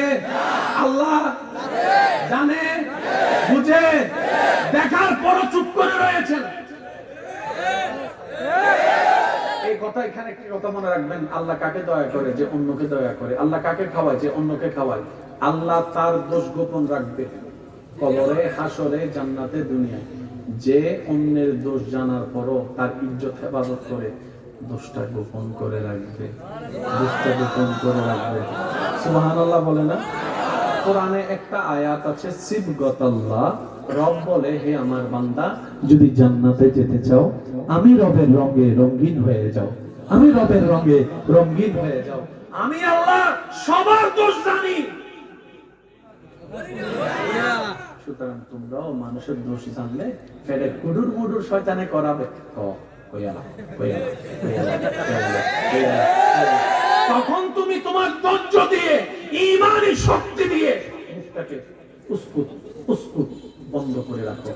তুমি দুনিয়াতে তোমার একজন মুমিন ভাই বোনের ইজ্জত হেফাজত করে আসো, আমি আল্লাহ হাসরে তোমার হাজার দোষ গোপন করে তোমার ইজ্জত বাঁচাই দিব, ইজ্জত বাঁচাই দিব, ইজ্জত বাঁচাই দিব। সুবহানাল্লাহ বলতে থাকি না? ইজ্জত বাঁচাই দিব। ও আমার বান্দারা, যতটুকু আমি তোমাদেরকে রিজিক দিই, যতটুকু পারো তোমার প্রতিবেশীকে দাও, তোমার আত্মীয়কে দাও, তোমার পরিচিত অপরিচিতদেরকে দাও। খবরদার থ্যাংক ইউ পাওয়ার আশা করবে না, দিতে থাকো। আমি তোমাকে দিই, তুমি দিতে থাকো। আমি তোমাকে দিই, তুমি দিতে থাকো। আমি তোমাকে দিই, তুমি দিতে থাকো। কারণ দেওয়াটা আমি রবের সুন্নত। দেওয়াটা, সুবহানাল্লাহ একটু বলেন না রে ভাই, দেওয়াটা আমি রবের সুন্নত। আমি যখন কোন বান্দার ভিতরে দেওয়ার সেই টেন্ডেন্সি দেখি, আমি আল্লাহ তার রিজিকের মধ্যে বরকত দান করে দিই। বলেন সুবহানাল্লাহ। মনে রাখবেন, দিলে কমে দুনিয়ার নিয়ম, রবের জন্য দিলে আর একটু জোরে। এবার কেমনে বারে, যদি আপনারা অনুমতি দেন আমি একটু বলার চেষ্টা করব। আমি আপনাদের সাথে আর অল্প 5-10 মিনিট আছে, একটু মনোযোগ দিবেন। আল্লাহ আপনার তকদিরের মধ্যে সারা বছরের জন্য, সারা জীবনের জন্য বরাদ্দ করছে 50 বস্তা চুল। আপনি চাইলে একদিনও খাইতে পারেন, এক সপ্তাহ খাইতে পারেন, এক মাসও খাইতে পারেন, এটা আপনার ইচ্ছা। কয় বস্তা?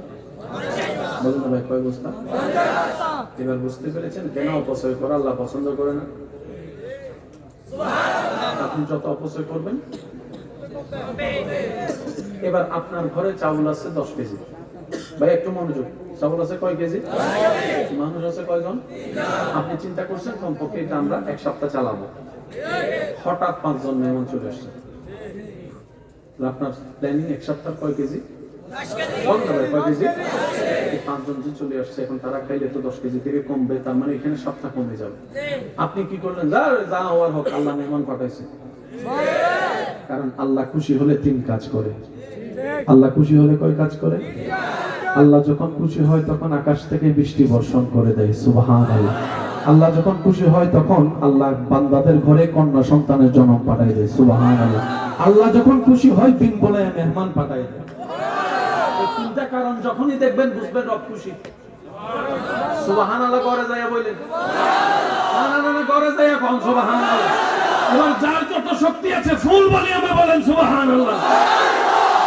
কয় কেজি চাউল? মানুষ কয়জন? সময় কয়দিন? এবার সেই 5 জন মানুষ আসার পর আপনি যখন তাদেরকে খাওয়ালেন, 10 কেজি থেকে যখন কমছে, আপনি শেষ পর্যন্ত আল্লাহকে বললেন, আল্লাহ মেহমান তো তোমার নিয়ামত, আমি তো সেমন সেবা করতে পারি নাই, তুমি যা দিয়েছো তার থেকে আমি আল্লাহ চেষ্টা করেছি মেহমানদারি করার জন্য। রব বলে যে মেহমানদারি করা তো আমার সুন্নত,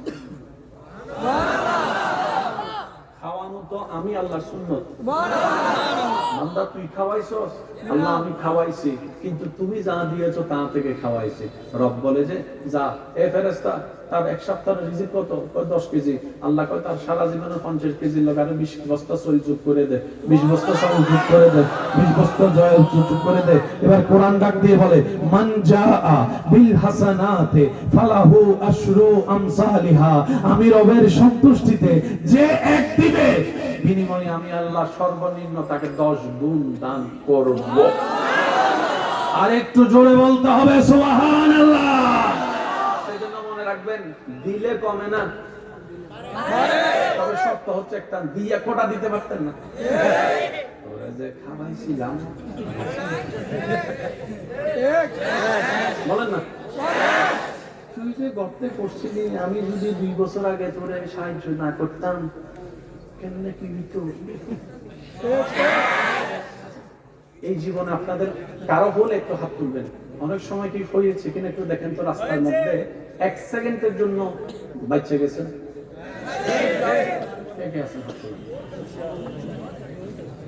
এবার হাত নামান। আমি বলবো আপনারা বিরক্ত হচ্ছেন মনে হয় না? অল্পর জন্য বাইচে গেছে এরকম অনেক মানুষ আছে না? আচ্ছা, অল্পর জন্য কি বাঁচে ভাই? মৃত্যু যদি থাকে সুয়ের ফুটায়ও মরণ হইয়া যাবে। আর মৃত্যু যদি না থাকে, বড় ট্রাক আইসা যদি আপনারা এবার বলেন রাখে আল্লাহ। করোনাকালীন সময়ে প্রথম ধরিস না, মুখ বান্ধালা তো একজনের ওই কি একটা ভিডিওতে আমি ফান খাই, আমার বড় হইতো না, এসব কথা কয় না, আছে না? আচ্ছা, আপনাদের এলাকায় করোনাকালীন মানুষ কম বেশি অনেক মারা গেছে, আল্লাহ তাদেরকে জান্নাতুল ফেরদৌস নসিব করুন। করোনাকালীন সময় আপনারা ছিলেন মরা না জিন্দা? এলাকার বাইরে ছিলেন না এলাকায়? মরছেন কেন বলেন না? এখানে এমন অনেক ব্যক্তিও আছে করোনাকালীন ঠিকই করোনা হয়েছে কিন্তু এদের খবর নাই। কথা বলেন রে ভাই, কারণ করোনাটা যে কোন জায়গায় লুকাই থাকে কেউ তো চিনত না। মনে করেন আপনি করোনা না হওয়ার জন্য স্যানিটাইজার দিয়ে হাতটা পরিষ্কার করে বাথরুম থেকে বাইরে হয়েছেন, যে দরজা ধরছেন এই দরজায় ছিল করোনা। তো শেষ পর্যায়ে প্রথম দিকে এনভায়রনমেন্ট ছিল এরকম, না দূরে থাকো, এমনি এমনি করো না, এমনি এমনি করো না। যখন বারবার লকডাউন মানুষ যখন বিরক্ত হয়ে শেষ পর্যন্ত কি হয়েছে? আল্লাহ বাঁচাইলে বাঁচবো, আল্লাহ মরাইলে মরবো, আর কত করে বসে থাকবো, আর কত করে বসে থাকবো। এবার আওয়াজ দিয়ে বলেন, করোনাকালীন আপনার এলাকায় কোন পাগল মারা গেছে? বুঝলেন কথা? পাগলের ঘরে বসে রাখতে পারছেন? আমরা পুলিশ দেখতে ভালাইছি, আর পাগল যখন আসে পুলিশে কয় হু আর ইউ, এটা কয় আন্নে কেডা। তখন আইনের ভাইরা বলে লকডাউন কি তুমি জানো না? কয় লকডাউন কি, এসে কথা কয় না।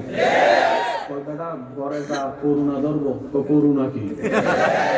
আর পিছন থেকে স্যারও কয় এটা জ্বালাইস না। পুরো এলাকায় দৌড়াইছে পাগল। বলেন এবার বলেন হায়াতের মালিক কে? শুনি নাই আমি, আরো জোরে বলেন হায়াতের মালিক কে? রিজিকের মালিক কে? করোনাকালীন সময়ে চাকরি বন্ধ, শেষ ভালো যা সব ভালো, তার অবস্থা একটু বড় করে দিবেন। করোনাকালীন সময়ে চাকরি বন্ধ, ব্যবসা বন্ধ, রাস্তাঘাট বন্ধ, ঘরবাড়ি বন্ধ, স্কুল বন্ধ, কলেজ বন্ধ, মাদ্রাসা বন্ধ, বেতন বন্ধ, খাওয়া দাওয়া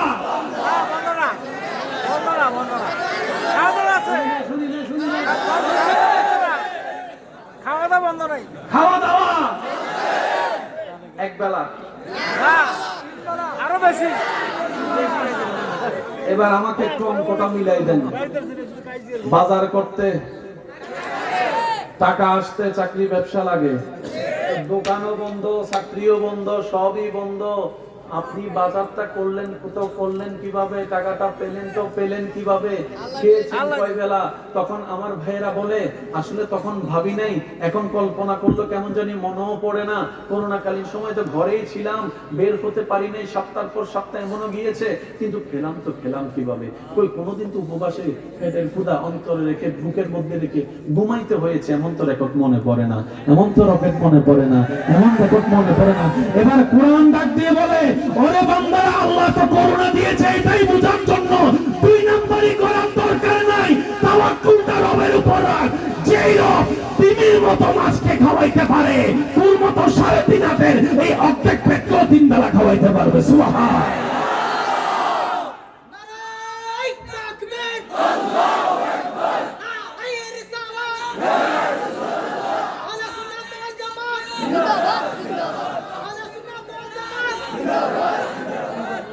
উচ্চ আওয়াজ একবার বলেন মারহাবা। মাছের মধ্যে সবচেয়ে বড় মাছের নাম কি? এই যুবকরা একটু বলেন, শেষ বালতা সফলতা কি নাম? ব্লু হোয়েল, নীল তিমি।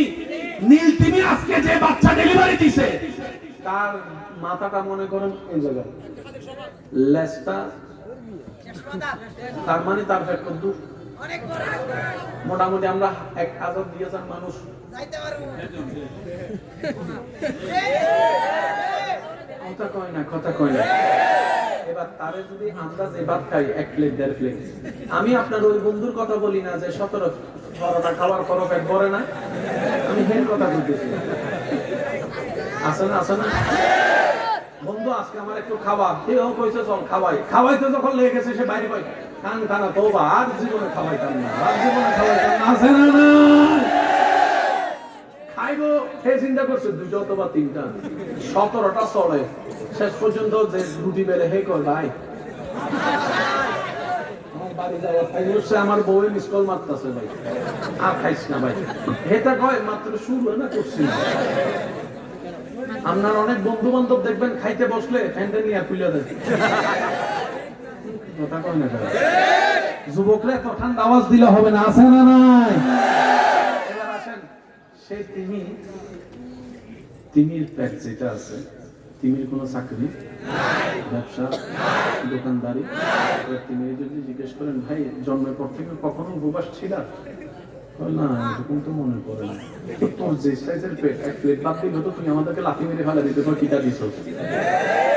তোমার মা বাপ কই? হয় না, আমার মা বাপ জন্ম দেওয়ার পরে কিছুদিন আমার সাথে ছিল, এরপরে আমার মা মার জায়গায়, বাপ বাপের জায়গায় চলে গেছে। তো তুমি কি? আমি একা। চাকরি আছে? চাকরি কি? তো ব্যবসা আছে নাকি? কেন পানি তুলে কি ব্যবসা করি? খাওনি, খাই মানে আমি এক বেলা খাই কমপক্ষে 1 টনের উপরে, 1 টনের উপরে, 1 টনের উপরে, 1 টনের উপরে, 1 টনের আমি তো কি থাকো, আমরা কই কি থাকো 1 টন, আমার গাল দেখছ না বেটা, গালটা বড় করলো তো ফেন্ডল। 1 টনের উপরে কখনো ক্ষুধার্ত ছিল না? কয় না। আমরা বললাম কেন? এটাই তো আল্লাহ তোদেরকে শিখাতে চাই, মালিকের গোলাম বনে থাক। শুনি নাই, আমি শুনি নাই। মালিকের উপর ভরসা করে থাক। যে রব ছোট্ট ছোট্ট পিঁপড়াকেও খাওয়াইতে পারে, একটু বুঝবেন সুবহানাল্লাহ। যে রব গাছের ঢালে ঘুমন্ত পাখিকে ঘুমন্ত অবস্থায় গাছ থেকে ঢলে পড়ে যেতে দেয় না, যে রব পুরা আসমানটাকে ছাদ বানিয়ে রেখেছেন খুঁটি ছাড়া, যে রব পুরা পৃথিবীকে পানির উপর ভাসায় রেখেছেন, ও বান্দা ওই রবের কি বিশ্বাসটা তুই রাখার মতো রাখতে জানিস না? যদি তুই রাখার মতো রাখতে জানিস, আল্লাহ তোর জন্য যথেষ্ট। হাসবুনাল্লাহ, হাসবুনাল্লাহ, হাসবুনাল্লাহ। দুনিয়াতে যা হোক, যেমন হোক, তোর মন মতো হোক আর না হোক, একটা কথা সর্বদা মনে রাখবেন আমার ইমানদার ভাইয়েরা, মন মতো হলে যদি 2 রাকাত নফল নামাজ পড়েন, মন মতো কোনো কিছু না হলে 4 রাকাত নফল নামাজ পড়ার চেষ্টা করবেন। সুবহানাল্লাহ। মন মতো হলে যদি একবার আলহামদুলিল্লাহ বলেন, মন মতো না হলে দুইবার আলহামদুলিল্লাহ বলার চেষ্টা করবেন। কেন জানেন? কারণ মন মতো হওয়াটা আপনার চাওয়া ছিল, আর যেটা আপনার মন মতো হয় নাই সেটা আপনার রবের চাওয়া হয়েছে, আপনার মালিকের চাওয়া হয়েছে, আপনার খালিকের চাওয়া হয়েছে। বান্দা তো সেই আসল বান্দা যে রবের সন্তুষ্টিতে নিজেকে সন্তুষ্টি রাখতে পারে, সেই তো আসল বান্দা। চিৎকার দিয়ে বলেন সুবহান। আল্লাহ তাআলা আমাদের সবাইকে রবের প্রিয় বান্দা হয়ে কবরে যাওয়ার তৌফিক দান করুন। ইমানদার ভাই, মনোযোগ আছে তো আপনাদের? না? এবার বলেন, যে যত দুই নাম্বারই করে কিসের জন্য? জোরে বলেন। একটু দরুদ শরীফ পড়ি। আল্লাহুম্মা সাল্লি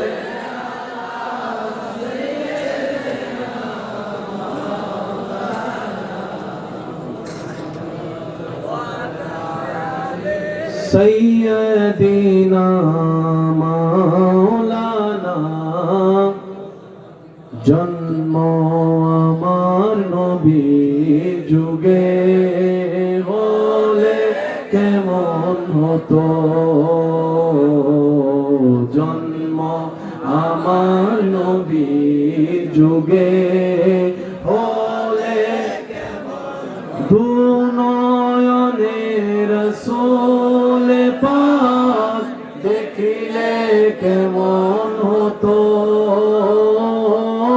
দুনয়নে রাসূল পাক দেখিলে কেমন হতো, জন্ম আমার নবীর যুগে হলে। উচ্চ আওয়াজ একবার বলেন মারহাবা। এবার আমার ভাইয়েরা বলেন, হারাইতে চান না পাইতে চান? বলেন বলেন সবাই। এবার পাইতে চাওয়ার লিস্টি করেন। আছে আইফোন 16 পেতে চাই নাই মনে হয়, অথচ পকেট আইফোন 15 পরে রয়েছে, তারপরও ফেট পড়ে না। কথা বলেন না রে ভাই। আসলে কি কি পেতে চাই একটু লিস্টি করেন, মিলে কিনা দেখেন। আইফোন 16 পেতে পারলে ভালো হতো। ওই ওই কি ভালো হতো। ঢাকা ভার্সিটি যদি একটু চান্স পাইতাম ভালো হতো।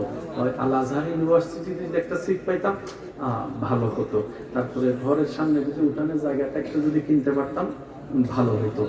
একতলা বিল্ডিংটা যদি 5 তলা ভাড়া দিতে পারতাম ভালো হতো। ভালো হতো একটু আপনারা বলেন না রে ভাইয়া, কি হতো? ভালো হতো। বিদেশ যদি একটু যেতে পারতাম ভালো হতো। ওই হ্যাতিরে যদি একটু পড়াইতে পারতাম কি হতো? জোরে বলেন, এটা কি হইতো? আরো জোরে বলেন, কি হইতো? দোকান তো একটা আছে বাজারে, আরো 3টা 4টা দিতে পারলে ভালো হতো। 5টা তো মেয়ে আছে, এবার 2টা ছেলে হলে ভালো হতো। 2টা তো ছেলে আছে, এবার একটা মেয়ে হলে ভালো হতো। আর শরীরটা একটু যদি সুস্থ হইতো ভালো হতো, শরীরটা একটু ফিট হইলে ভালো হতো। জিম করে যদি শরীরটা একটু কোয়া কোয়া বানাইতে পারি ভালো হতো। চেহারাটা যদি একটু ফর্সা হয়, আওয়াজ দেন, আরো জোরে বলেন না। ফেসবুকে যদি লাইক কমেন্টস একটু বেশি আছে ভালো হতো। আর কোন রকম যদি ফেসটা আইডিটা যদি একটু ব্লু ভেরিফাই করতে পারি ভালো হতো। ইউটিউব থেকে যদি ইনকাম একটু বেশি বেশি করা যায়, অন্যের একটু দরকার দিলাম তুলে দাম, সমস্যা নাই। যখন ভিডিও সব ভাইরাল করে দেবো, সমস্যা নাই। ইনকামটা যদি একটু ভালো হয়, একটু ভালো হয়তো কয় না আরো জোরে কয় না ভালো হতো। তারপরে আমার বন্ধুর ব্যবসাটা যদি একটু লস হতো ভালো হতো, আমার জায়গাটা যদি হতো ভালো হতো। রব বলে, এ বান্দা এত লম্বা লিস্টে গেল। বান্দা বলে যে সব আল্লাহ আমার চাওয়া। রব বলে যে যা চাইতেছো সব আমার সৃষ্টি। তুই স্রষ্টারে চাইলে তো সৃষ্টি সব তোর হয়ে যেত। শুনি না, আরো জোরে বল।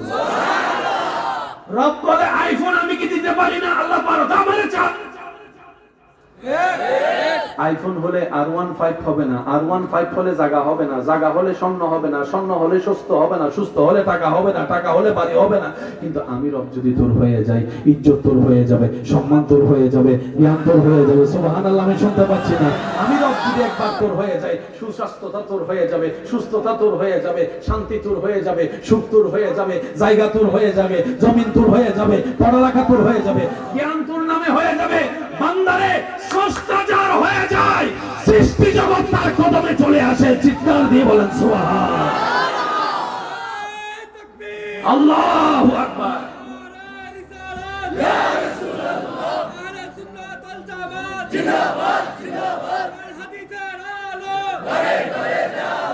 আমার নবীর উম্মতের ঈমানে আওয়াজে বলেন মারহাবা। এবার আসেন আমরা কি চাই, লিস্টি হইছে বলেন না। এবার আবু বকর সিদ্দিক কেন সব পাইছে দেখেন। আবু বকর সিদ্দিক কয় মাওলা তোমারে চাই। আমরা নামাজ পড়ি কি পাওয়ার জন্য? জান্নাত। বলেন আমরা নামাজ পড়ি সব কামাই কি পাওয়ার জন্য? আবু বকর সিদ্দিক ভাইয়া বিরক্ত হলে বলে আমি ছেড়ে দিচ্ছি, একটু মনোযোগ দিলে। আচ্ছা আপনারা দেখেছেন আমি একটা সেকেন্ডও নষ্ট করছি? আমি যতটুকু পারি আমার আল্লাহ যতটুকু দয়া করছেন আমি দেওয়ার চেষ্টা করছি। আপনারাও যদি আমার সাথে ওই নেওয়ার চেষ্টাটা করেন তাহলে দেওয়াটা সুন্দর হবে। এখানে যদি কাউকে আল্লাহ বলে এই তোরা জান্নাতে দিয়ে দিছি, জান্নাত তোর, কালকে থেকে হেঁটে আপনি মসজিদে দেখবেন না, তার হাঁটা থাকবো কিরকম?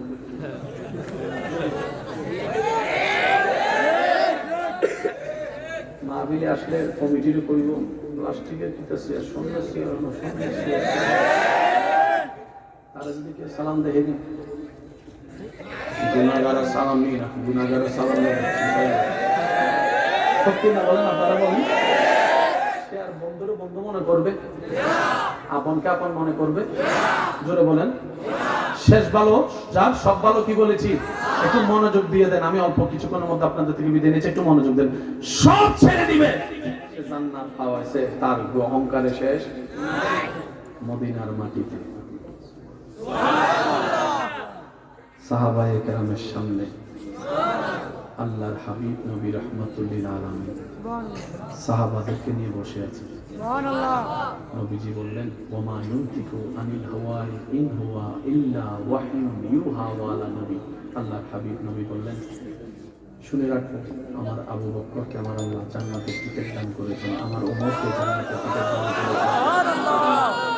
এই মুবাশশারাত 10 জনকে আল্লাহ তাআলা জান্নাতের টিকিট দান করেছেন। আমি নবীকে দিয়ে জানিয়েছেন, আমি নবী জানিয়ে দিলাম। জান্নাতের টিকিট পাওয়ার পরে সবাই সাহাবায়ে কেরামকে আহলান সাহলান মারহাবা দিতে লাগলেন। আমরা তো কবরও যাই নাই, হাসরেও যাই নাই, বিচারও হয় নাই, আমরা তো কোনো জান্নাত পাবো কি পাবো না জানি না। আপনারা তো বড় সৌভাগ্যবান, নবী বলেছেন আপনারা জান্নাতি হয়ে গিয়েছেন। সুবহানাল্লাহ। ভাগ্যবান আর কেউ বলেন, আপনাদের মতো ভাগ্যবান আর কেউ নাই। সিদ্দিক আকবর সবার আওয়াজটা শোনার পর পরের দিন সবাই চিন্তা করছে আবু বকর সিদ্দিক হয়তো মসজিদ আর আসবে, কিন্তু দেখা যায় সবার আগে মসজিদ আবু বকর সিদ্দিক ছিল। আমি সবার আওয়াজ শুনি নাই, বলেন সুবহানাল্লাহ। সবার আগে আবু বকর চলে আসছে। সবাই জিজ্ঞেস করলো সিদ্দিক আকবর আমরা তো নামাজ পড়ি জান্নাত পাওয়ার জন্য, আপনি তো জান্নাত পেয়ে গেলেন, আসলেন তো আসলেন কেন? সিদ্দিক আকবর বলে আমি জান্নাত পাওয়ার জন্য আসিনি, আমি আমার মাওলাকে রাজি করার জন্য এসেছি, আমার মাওলাকে রাজি করার জন্য এসেছি। আমার রুকু, আমার সিজদা, আমার তাসবিহ, আমার তালিম সবকিছু আমার মালিককে রাজি করার জন্য। এবার আপনারা যদি আমরা যদি এই সূত্র দিয়ে নিজেকে বিবেচনা করি দেখবেন অঙ্ক সব ক্লিয়ার হয়ে যাবে। অন্যের আদোষ ধরা লাগবে না, অন্যের আর বদনাম করা লাগবে না। কথা বলেন ঠিক কিনা? অন্যের দোষ খুঁজে খুঁজে নিজের জীবনের সময় নষ্ট করার দরকার, নিজে বাঁচলে বাপের নাম। আল্লাহ আমাদের সবাইকে বুঝার তৌফিক দান করুন। আমিন। 5 ওয়াক্ত নামাজ আদায় করার তৌফিক দান করুন। আমিন। এখানে যারা শুধু সপ্তাহে আমি কইতাম নাম্বারটা কোন তাও একামতের আগে ঢুকে, আল্লাহ আমাদেরকে 5 ওয়াক্ত নামাজ পড়ার তৌফিক দান করুন। আমিন। শুনি না ভাই, আর একটু জোরে বলেন। আমিন। শুনেন 5 ওয়াক্ত নামাজ কেন পড়বেন? উত্তর একটাই, আপনি যদি আল্লাহর জমিনে থাকেন তাহলে 5 ওয়াক্ত নামাজ পড়তে হবে।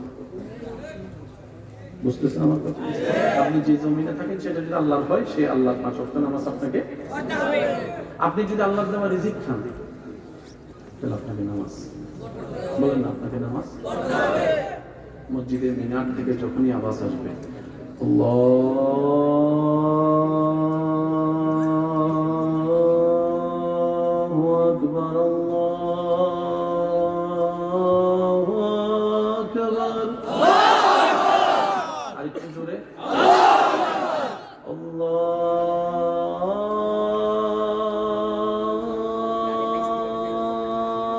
এই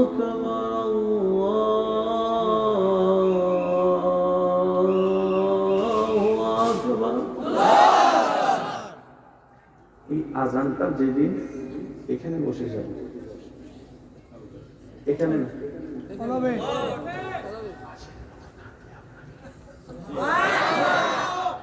বাসির মতো কি করবে? অনেকে আছেন এখানে ফজরের আজানের সময় অ্যালার্ম দিলে উঠতে পারেন, আবার অনেকে আছে আজান দেওয়ার আগেই চোখ খুলে যায়।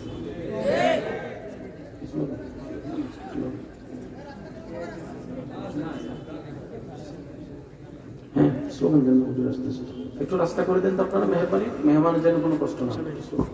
নারে তাকবীর, নারে রিসালাত, নারে গাউসিয়া, আহলে সুন্নাত ওয়াল জামাত, ওলিতলা দরবার শরীফের আলা হযরত মুর্শিদ কাবলার আগমন, বাস্তববাসীর পক্ষ থেকে, যুব সমাজের পক্ষ থেকে, ওলিতলা দরবার শরীফের আলা হযরত মুর্শিদ কাবলার আগমন, এই এলাকার পক্ষ থেকে নারে তাকবীর, নারে রিসালাত, নারে গাউসিয়া,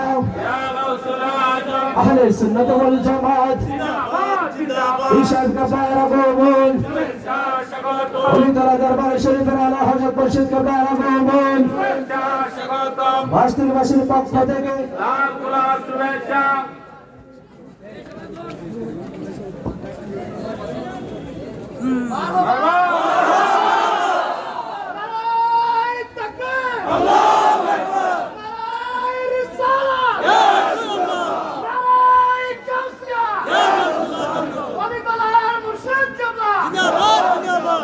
اللهم صل على سيدنا